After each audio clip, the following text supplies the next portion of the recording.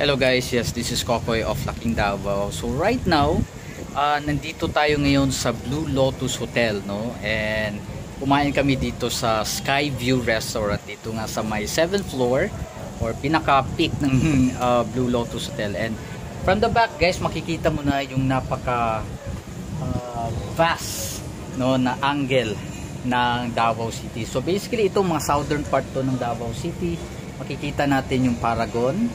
Yun, yung Paragon.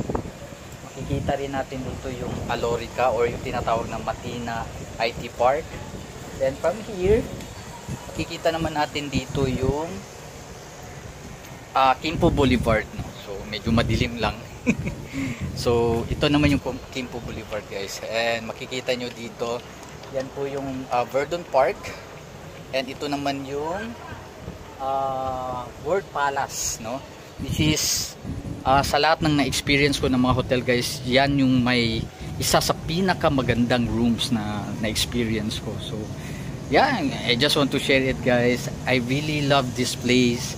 Ang sarap ng mga foods and kakaiba kasi siya, no? Malaysian international cuisine, and meron din silang Filipino pero maliit lang, pero usually southeastern yung sinuserve nila dito, and some American kind of foods, no?